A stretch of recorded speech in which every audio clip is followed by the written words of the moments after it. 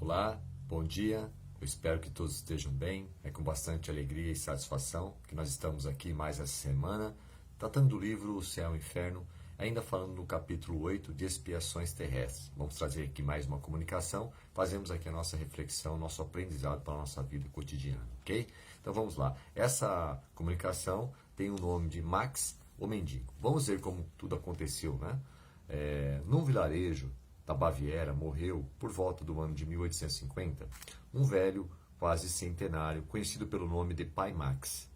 Ninguém conhecia exatamente sua origem, pois ele não tinha família. Há cerca de meio século, acachado por enfermidades que não lhe permitiam ganhar a vida trabalhando, não tinha outros recursos senão a caridade pública, que dissimulava indo vender nas quintas e nos castelos almanaques e pequenos objetos. Haviam-lhe dado o apelido de Conde Max, e as crianças só o chamavam por Senhor Conde, o que o fazia sorrir sem se ofender. Por que esse título? Ninguém poderia dizer. Tornara-se um hábito. Era talvez por causa de sua fisionomia e das suas maneiras, cuja distinção contrastava com os andrajos, né? Vários anos depois da morte, ele apareceu em sonho à filha do proprietário de um dos castelos onde ele recebia hospitalidade na estrebaria, pois não tinha domicílio próprio. Ele disse-lhe, né? Agradeço-vos por vos terdes lembrado do pobre Max em vossas preces, pois elas foram ouvidas pelo Senhor.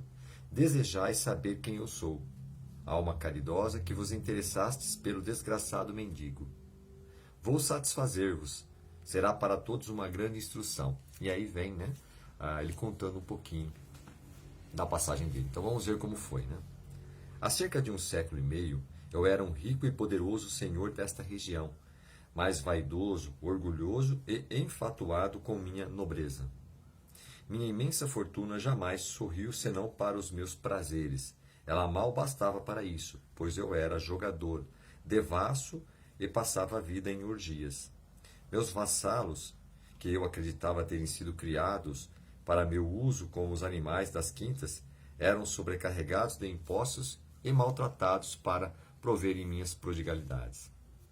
Eu permanecia surdo às queixas deles como as de todos os desgraçados, e, na minha opinião, eles deviam considerar-se muito honrados de servir meus caprichos.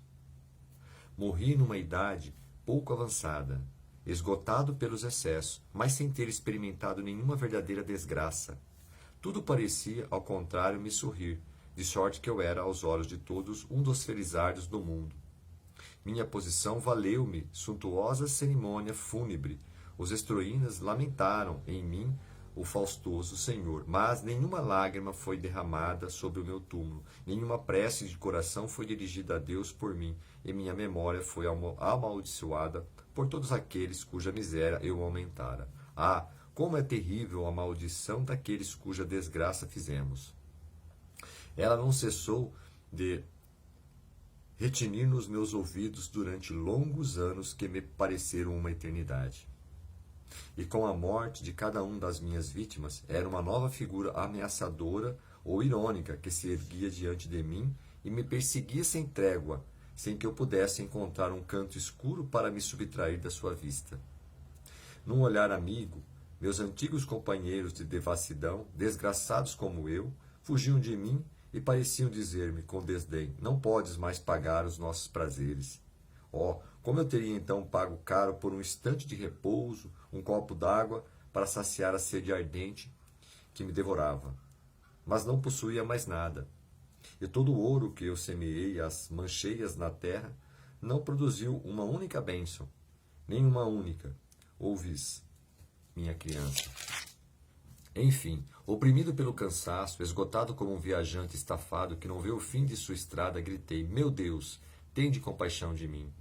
Quando acabarás esta horrível situação? Então uma voz, a primeira que eu ouvia desde que deixara a terra, disse-me: quando quiseres. O que é preciso fazer, grande Deus? Respondi, dizei: submeto-me a tudo. É preciso arrepender-te, humilhastes diante daqueles que humilhaste. pedir-lhes para interceder por ti, pois a prece do ofendido que perdoa é sempre agradável ao Senhor. Humilhei-me, pedi aos meus vassalos, meus servidores que estavam ali à minha frente, e cujas figuras cada vez mais benevolentes acabaram por desaparecer. Então, foi como uma nova vida para mim. A esperança subsistiu, o desespero, e agradeci a Deus com todas as forças da minha alma. A voz me disse em seguida: Príncipe, e eu respondi: Não há aqui outro príncipe senão o Deus onipotente que humilha os soberbos. Perdoai-me, Senhor, pois pequei. Fazei de mim o servidor dos meus servidores, se tal é vossa vontade. Alguns anos mais tarde, nasci de novo, mas desta vez de uma família de pobres aldeões. Meus pais morreram quando eu era ainda criança, e fiquei no mundo sozinho e sem apoio. E ganhei a vida como pude, ora como servente de pedreiro, ora como moço de quinta, mas sempre honestamente, pois dessa vez acreditava em Deus. Na idade de 40 anos, uma doença paralisou-me todos os membros e precisei mendigar durante mais de 50 anos. Nessas mesmas terras das quais havia sido o Senhor absoluto. Receber um pedaço de pão nas propriedades que possuíra e onde, por uma amarga irrisão, me apelidaram Senhor Conde. Demasiado feliz em encontrar um abrigo na estrebaria do castelo que fora meu. No meu sono, divertia-me a percorrer esse mesmo castelo onde reinara como déspota, né? Como se fosse ali o governante, o tirano, né? Quantas vezes nos meus sonhos me revi ali no meio da minha antiga fortuna. Essas visões deixavam-me, ao acordar, um indefinível sentimento de amargor e de lamentos, mas jamais uma queixa escapou da minha boca. E quando Deus quis chamar-me a si, bendisse-o por me ter dado a coragem de suportar sem murmúrio esta longa e penosa provação, cuja recompensa recebo hoje. E vós, minha filha, bendigo-vos por teres orado por mim. E vem aqui uma observação finalizando a comunicação, né? Recomendamos esse fato àqueles que pretendem que os homens não teriam mais freio se não tivessem diante deles o espectro das penas eternas. E perguntamos se a perspectiva de um castigo como o do pai Max, né, é menos feita para deter no caminho do mal do que a de torturas sem fim nas quais já não se crê. Ou seja, fazendo aqui uma comparação, que a questão, né, da ideia de penas eternas, né, que é aquele Deus punitivo, taxativo. Né? Então vem fazer uma reflexão que a doutrina espírita vem nos orientar e nos instruir da lei de causa e efeito. Fica anotado aqui, né, nesta comunicação, que ele teve uma vida que se pautou muito pelos prazeres, né? E na verdade não tinha outro propósito a não ser viver para si próprio.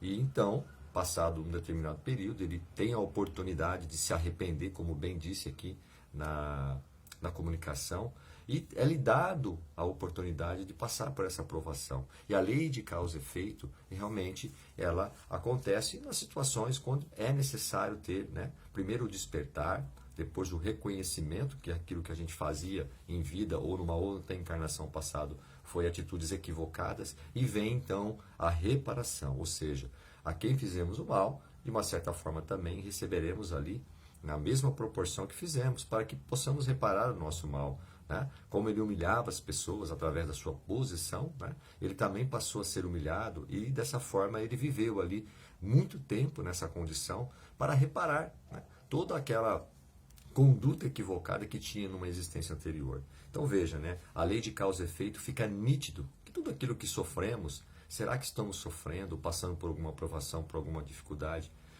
Será que realmente aquilo não faz parte do nosso processo reencarnatório evolutivo, de repararmos ali o mal que possamos ter feito, ou alguma conduta equivocada, que a gente precisa fazer a reparação, né, a mudança e a transformação moral, né, intelectual? Então a lei de causa e efeito nessa comunicação é muito forte. Né?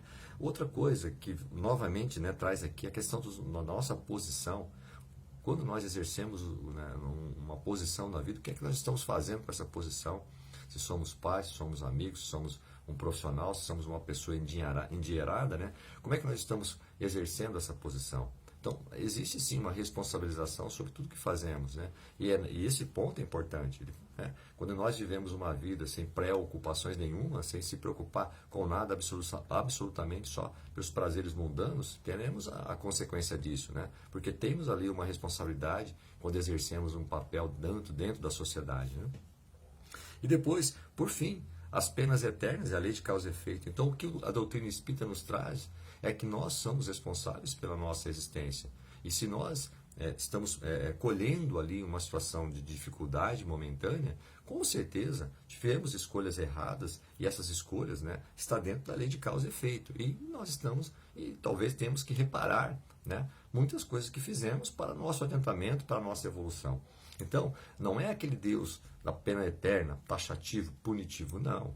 Aquilo que fazemos para o nosso semelhante, né? Com certeza, se estamos fazendo as coisas boas, coisas certas, vamos colher isso. Agora, se nós estamos prejudicando as pessoas, né, trazendo, né, sofrimento, né, a lei de causa e efeito é implacável.